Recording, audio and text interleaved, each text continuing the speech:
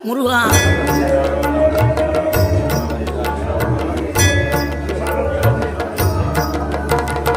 ஆறுபடை வீடும் அருள் வழங்கும் முருகா அருகே நீ ஓடோடிவா.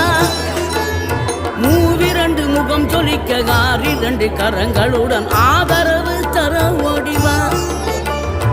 ஆறுபடை வீடும் அருள் வழங்கும் முருகா அருகே நீ ஓடோடிவா. மூவிரண்டு முகம் சொலிக்க ஆறிரண்டு கரங்களுடன் ஆதரவு தர ஓடிவா.